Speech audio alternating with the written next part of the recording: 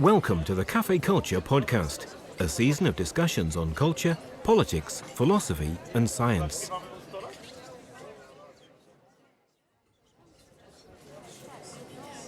At a talk recorded on the 16th of June 2014, Simon Murray discussed the politics of lightness.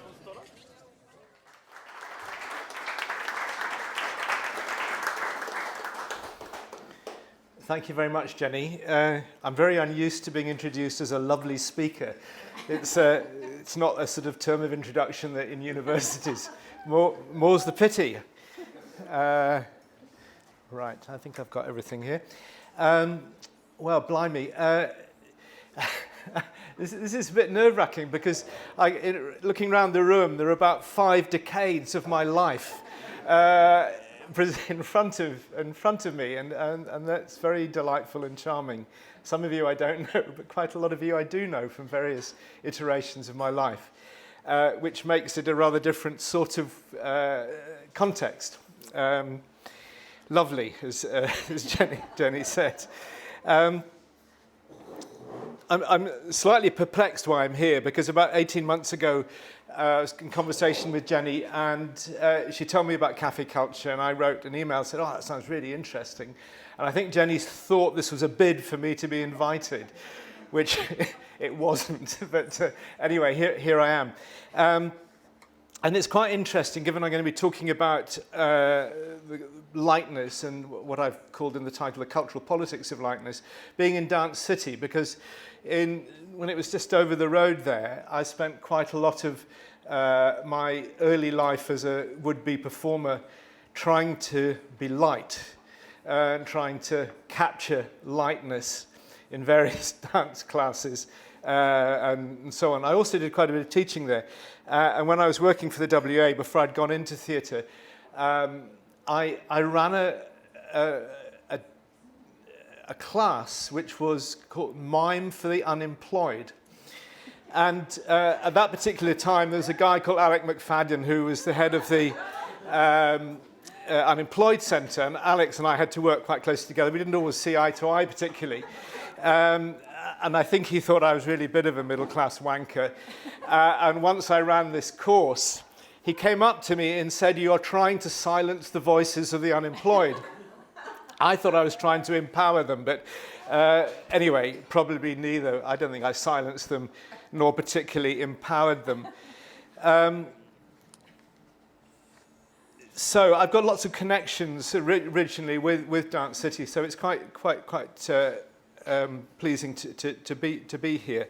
I also ran a class after I'd come back from training in Paris, and I kind of shudder to think about that because I was wearing leg warmers, I had a stripy t-shirt, and I quite sort of peppered my teaching with French phrases, and it was utterly pretentious, I think. But the woman I'm married to still 20 years later was there, and she was dead impressed by all that.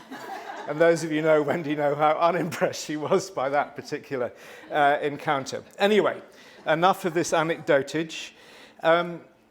Lightness. A lot of the kind of academic research and writing I've done, and some of you will know this, has been around 3 French teachers of theatre, Jacques Lecoq, Philippe Gaulier, and Monica Pagneux.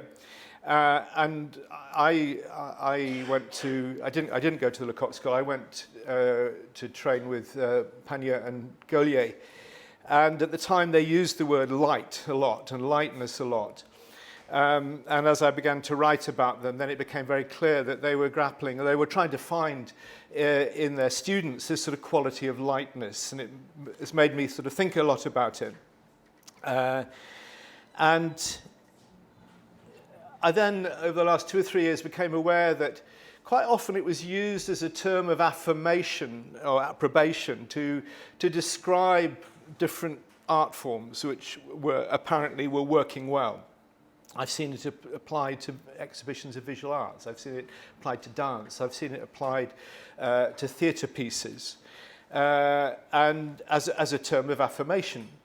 And I began to wonder what this is about. So tonight, I'm going to talk a little bit about the theatre side of it. I'm also going to talk a little bit from literature, looking at children's literature and lightness. Talk a little bit about two theatre companies. So I'm not proposing to you an answer about what the cultural politics of lightness are, but I'm really interested in, when we have a conversation at the end, what you think.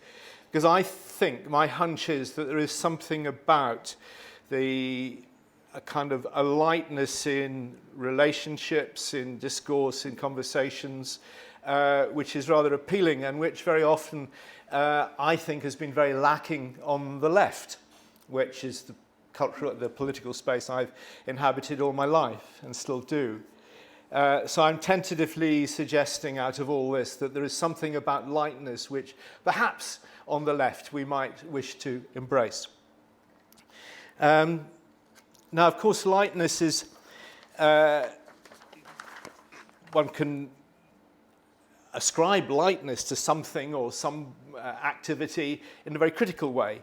If you describe an artwork or a person as light or lightweight, then the implication is that he, she, or it is inconsequential, insignificant, fluffy, of little worth, and has nothing serious to say about the world and human relationships. Of course, one can use light like that, but I'm using light in a different kind of way. I should say three things at this juncture. I'm going to extemporize and I'm going to read from these notes. This is a shortened version of a talk I've given in other contexts and slightly changed for this particular evening. I'm engaging with lightness largely in terms of the battle with gravity rather than with lightness as luminosity, although of course these two territories are intertwined and sometimes synonymous. Secondly, I shall speak more on lightness than weight, though the different virtues of the latter are not to be relegated into the wrong half of some simplistic duality. Echoing Italo Calvino, to whom I shall return shortly, he says, this does not mean that I consider the virtues of weight any less compelling, but simply that I have more to say about lightness. And the third thing I want to say is that as I'm talking, I want you to imagine, and here I'm paraphrasing Paul Valéry, the lightness of birds rather than the lightness of the feather. Some relatives of lightness: play, distraction, failure, association, uncertainty, generosity, circling, openness, complicité, which the English equivalent of that doesn't really do justice to the French word complicité, which means a kind of quality of engagement and understanding, and rapport. I suppose the word rapport is quite appropriate for complicité. Lessness, detachment, tangent, agility, distance, empathy, oblique, multiplicity, pleasure, élan, imbalance, intuition, legerdemain, and hope. Those are some of the kind of connections I see with this notion of lightness. Jenny's already referred to the fact that I went a bit crazy and went off to train as an actor, not really as a mime artist, but that's what I was often labelled at the time. It is deeply, deeply unfashionable to describe, it was then, and it still is now. Coming out of the closet as a mime artist is infinitely worse than coming out of the closet for any other kind of reason. Anyway, I'm proud and out as an ex-mime artist. And when I've had a few pints, I can still do this kind of thing, but I won't tonight. I spent a bountiful year in Paris between 86 and 87 training with Philippe Gaulier and Monica Pagneux. It was the final year that these remarkable and idiosyncratic teachers worked together. At the end of that 11 months, Monica Pagneux, who taught the movement side, she was then in her 60s, she's still teaching today, and she's nearly 90. She told me that my shoulders had dropped by 2 inches. They had, she said, become lighter, lost their weight. I didn't really understand what the hell she meant at the time, but 30 years on, I'm beginning to understand. The most regular of many criticisms I received from Philippe Gaulier, who taught the theatre side of the program, was that I was trying too hard and that my actions and improvisations were too forced, trop fort, trop volontaire, he would say. Rarely at that time, but often since, I've become aware of the weight of my seriousness during that time in Paris, both as a protective defense mechanism and as a deeply felt, but almost certainly misguided, spur to achieving great things as a novice yet almost middle-aged actor. So,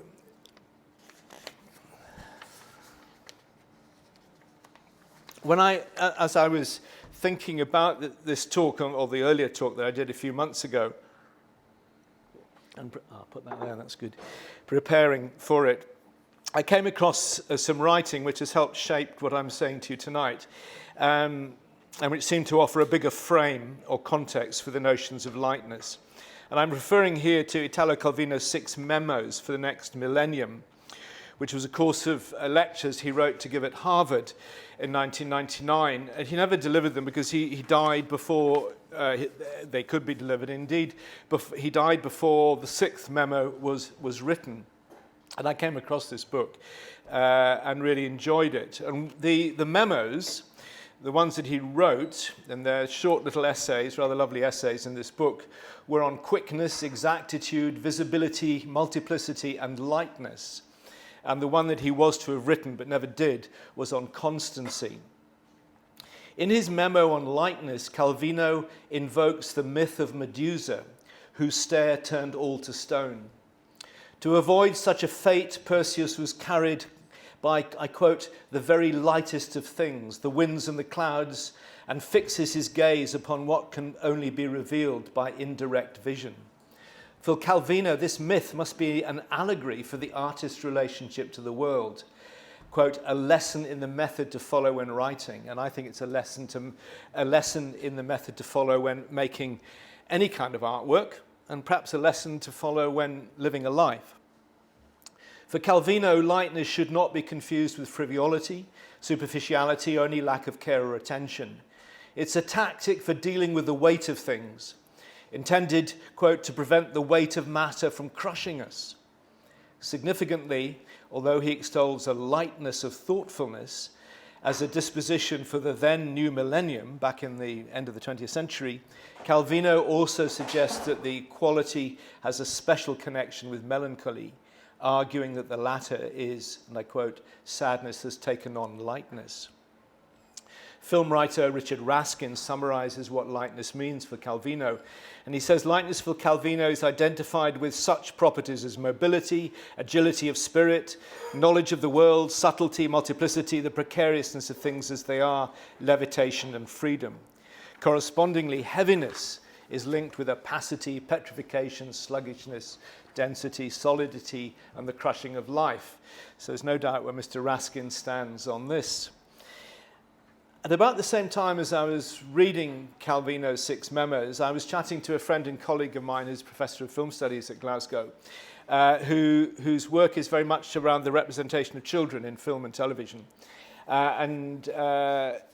She introduced me to a book called Feeling Like a Kid, Childhood and Children's Literature by somebody called Jerry Griswold, who's a writer on children's fiction and director of the National Center for Children's Literature at San Diego State University. So, and the book has 6 or 7 chapters called Snugness. These are the qualities which he feels are characteristic of so much of children's literature for children. Snugness, scariness, smallness, aliveness, and yes, you've guessed, lightness, as 5 areas that are essential qualities in children's experiences. Griswold argues that the clash between lightness and heaviness, fixity and flight, stuckness, rigidity and flow reappear time and time again as tropes in children's literature. Often heaviness, weight, fixity and rigidity are the conditions of being trapped, of capture, and of the grown-up world. They are associated with punishment, boredom, and the imposition of a straitjacketed adult values on the child's imaginative world of play. Griswold points to authors such as Hans Christian Andersen, William Steig, Beatrix Potter, Kenneth Graham, Mark Twain, J.K. Rowling, and many others, where the tension between these qualities is regularly recycled. In Barry's Peter Pan, I quote, "Aerial mobility is the perquisite of the young, and loss of lightness is the inevitable price of maturity."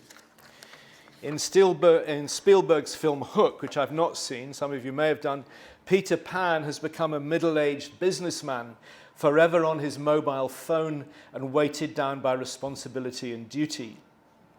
In William Steig's picture book Sylvester and the Magic Pebble, the young protagonist Sylvester is regularly rendered immobile, literally petrified, as a result of wishing on a magic pebble. Greifswald notes how Steig's writing was inspired by the radical psychotherapist Wilhelm Reich and his preoccupation with how emotional experiences are often expressed through muscular events, stiffening, rigidity, blockedness, and how these accrue as young people grow into adulthood. Greifswald observes Reich's belief that, quote, "maturation involves the construction of body armor as a defense mechanism to perceived threats.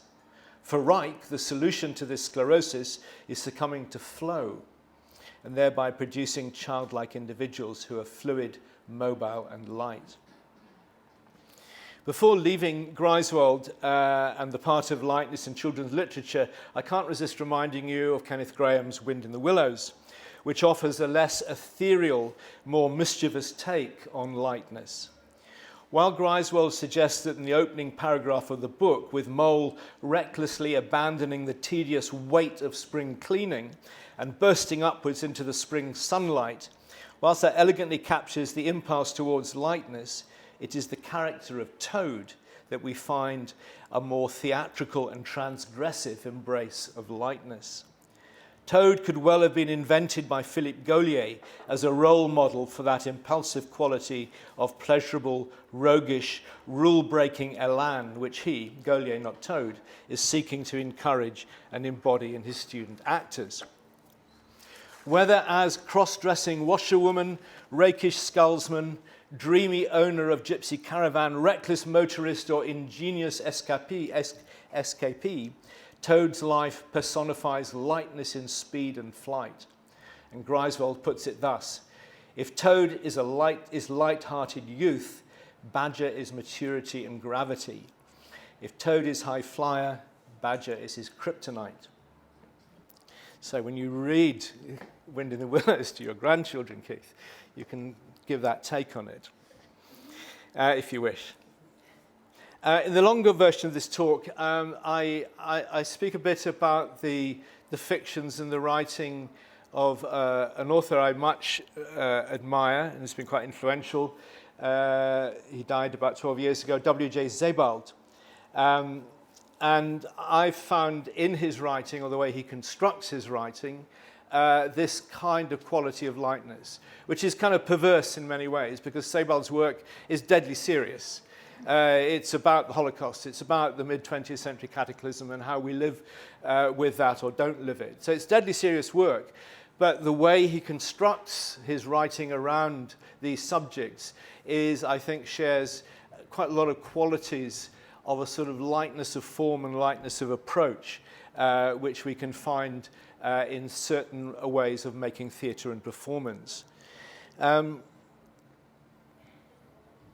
It's the lightness in the form of attention which Sebald gives to his subject, a quality of touch and texture, an embodied event as well as a metaphysical one. And this quality is in union with circling, arriving from the oblique into the rhythms of the drift, a disposition to be around rather than in or on the subject matter.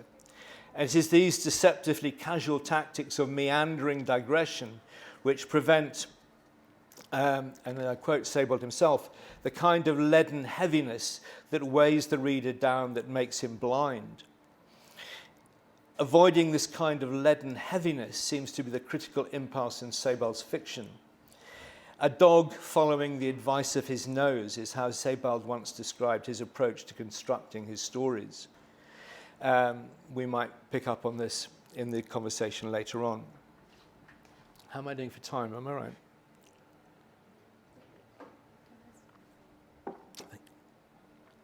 And now in the final sort of third of talk, I want to default back to that area which I supposedly know more about than literature, and that is theatre making and theatre training. And I want to briefly summarize how I think the trio of French pedagogues, Lecoq, Gaulier and Pannier, invoke and play with ideas of lightness in their teaching. And what I'm getting at here is I'm seeing, maybe you're not seeing, maybe it's a spurious connection, but I'm seeing all sorts of association between how children's literature, how someone like Calvino, and how the people I'm going to talk about now engender lightness or try to engender lightness in their training, but also in their theatre making. For those of you that are not aware, Jacques Lecoq founded a theatre school in Paris in the mid-50s. He died in 1999, and the school still continues. It was for a time called a school of mime, but Lecoq very rapidly got rid of that term, feeling it was a very unhelpful way of signalling what the school was doing. But certainly in the whole sort of landscape of contemporary theatre, his school is associated, was and still is associated with this enormous sort of upsurge in physical theatre and movement theatre, or theatre that attends to movement and physical expression as much as the delivery of words beautifully spoken. Philippe Gaulier and Monica Pannier were tutors at this school, went off to set up their own school for a while in Paris. Gaulier came to London for about 15 years and is now back in Paris teaching. For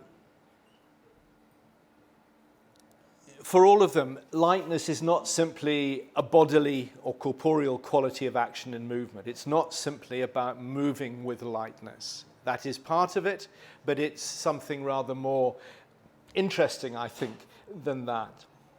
It's an attitudinal thing, a dispositional thing, a psychophysical matter, and one about relationships between individuals and within an ensemble. Jacques Lecoq, like Rudolf Laban before him, prefers to talk of inventing conditions that free the performer's body, or which give freedom to the student. For Lecoq, it's a teaching tool. The teaching tool of the neutral mask, which most enables the student to acquire lightness. And I quote from Lecoq, a state of discovery, of openness, of freedom to receive. Lightness arrives with the agreeable fiction that the weight of accrued knowledge that any student might have may be shed as if we can experience the world for the first time. Of course, we can't do that, and students can't do that. We can never shed that knowledge. But it's a fiction which they admit is a fiction, which is a very useful teaching device to allow young trainee actors, performers, to try and experience the world without many of the preconceptions, cultural, sociological, intellectual preconceptions that they have. Although differently nuanced, lightness for Pannier and Gaulier is about how one is in the world, an angle of incidence, a way of being and seeing. Explicitly for Gaulier, lightness has an ideological and political dimension, as well as a performative one. And he often gives potency to the term by contrasting this elusive quality with the weight and darkness of stamping fascist boots. Some of his more sort of nuanced critiques of student improvisations, and I was one of those people, was that you are performing like a tiny fascist. And that was a rather more polite way of... but behind the kind of the rather sort of jokey rhetoric of that, there was something going on there, which was, on the one hand, was part of a bigger political perspective for Gaulier, but also about a sort of forcedness, a rigidity, and a tightness, which many of us were guilty of. For Pannier, lightness is both means and ends. One might say that the successful outcome of her movement teaching is lightness, of the spirit as much as of the body. But paradoxically, you have to employ lightness in order to find it.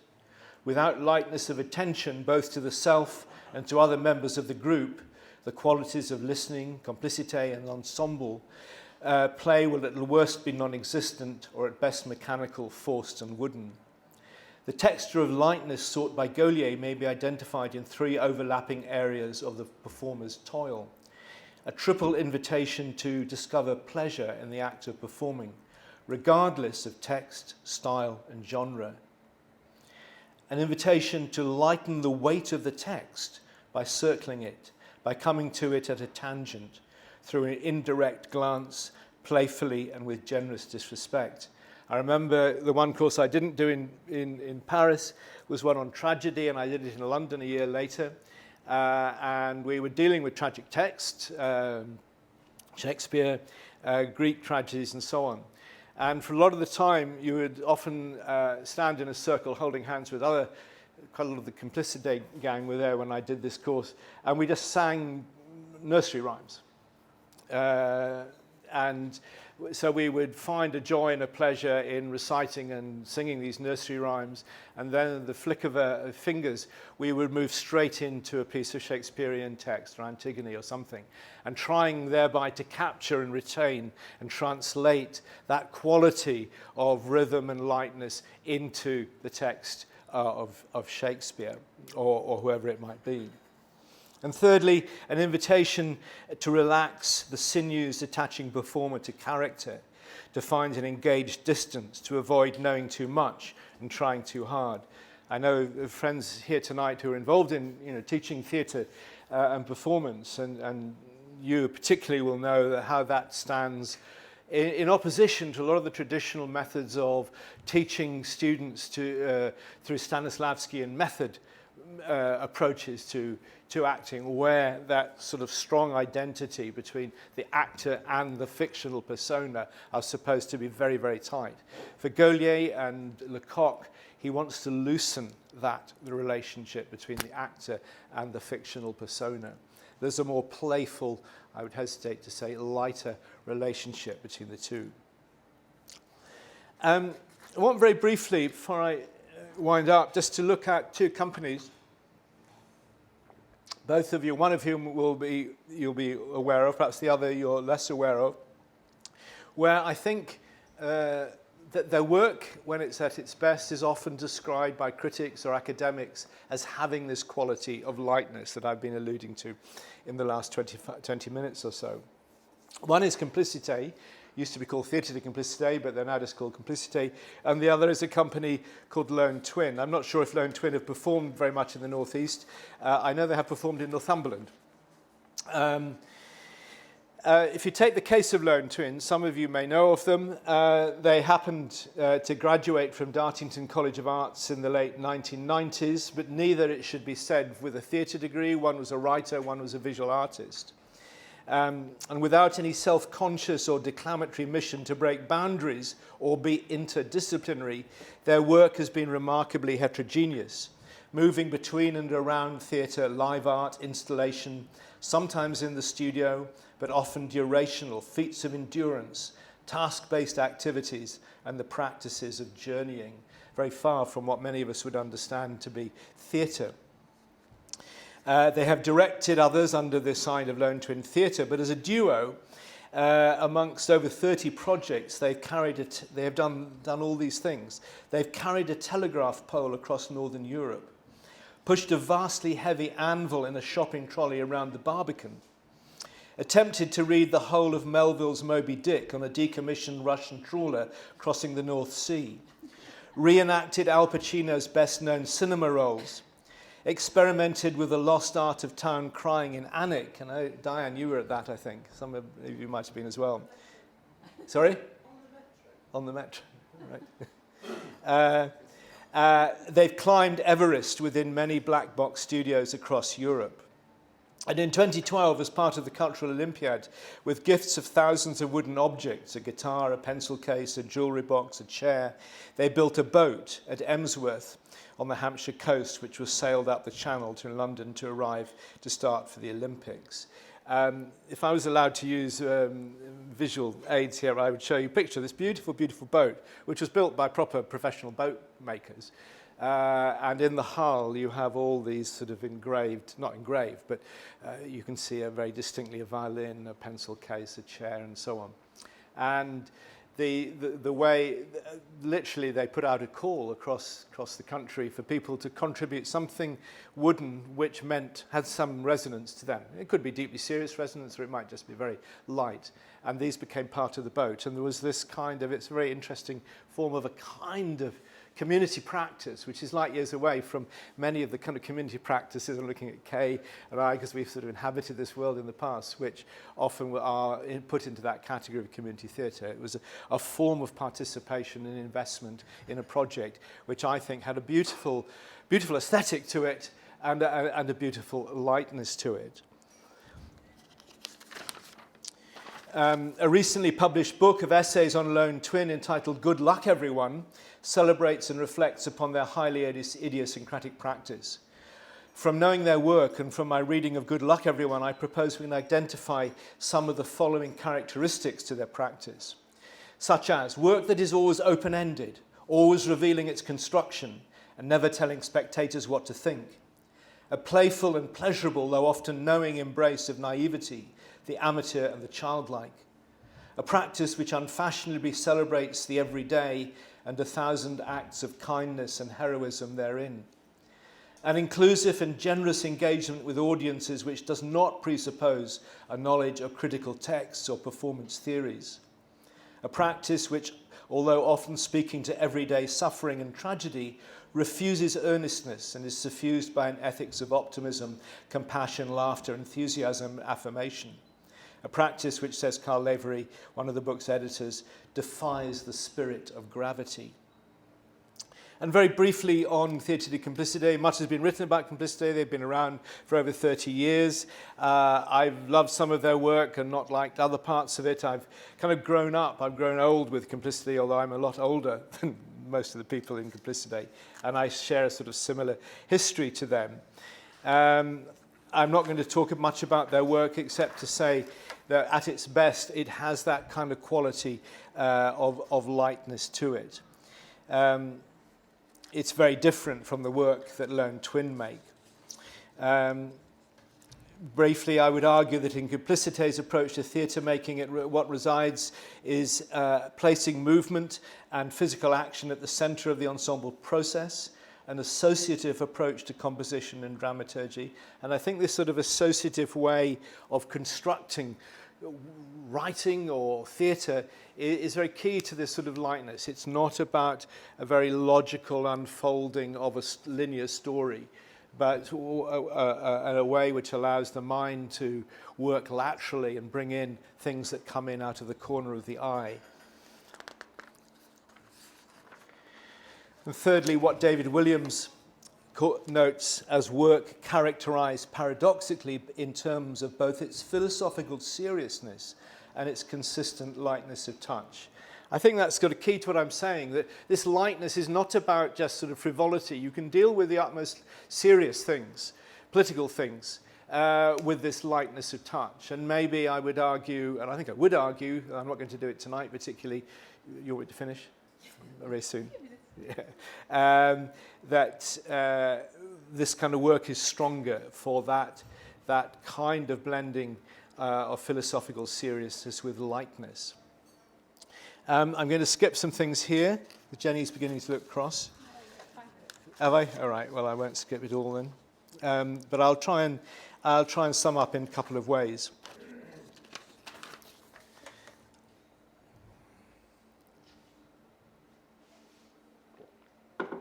In this account, the qualities I would particularly identify as speaking of the cultural politics of lightness are these: a refusal of earnestness and didacticism, a lightness of thoughtfulness. That's a phrase that comes from Calvino. It's a lovely phrase, I think, a lightness of thoughtfulness. Preventing the weight of matter from crushing us, agility, subtlety, and multiplicity, arriving from the oblique, an indirect vision, the rhythms of the drift, the poetics of digression, facilitating our capacity for discursive thinking. It's a phrase that I had spoken longer on Sebald.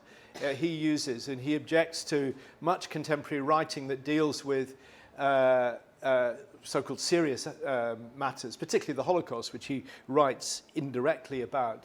And he says that so much contemporary writing about so-called serious things closes down our facility for discursive thinking.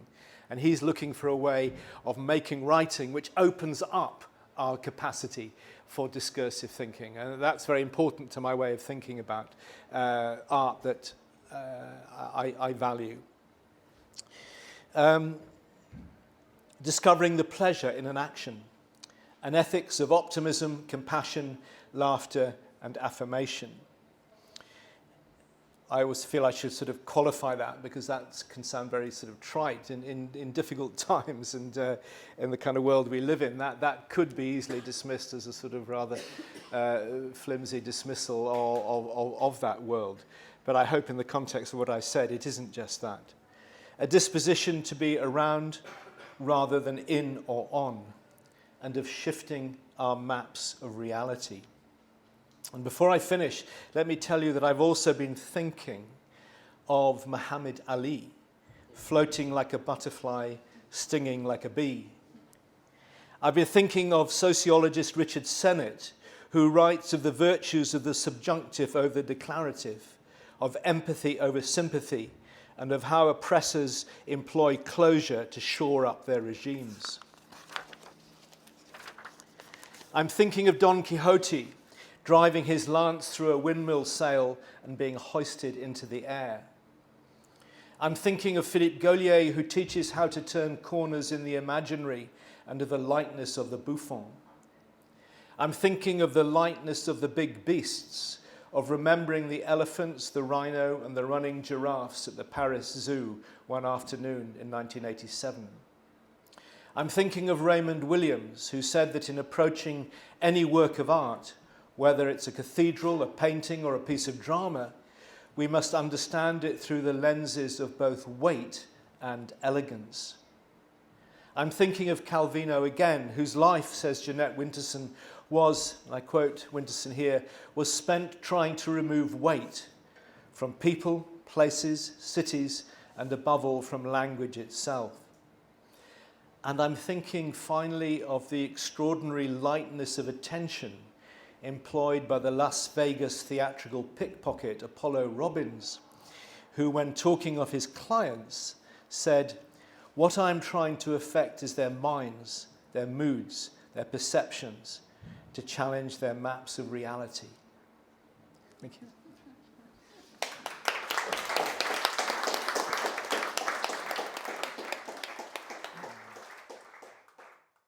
Cafe Culture North East is supported by Newcastle University, Peels and the British Science Association.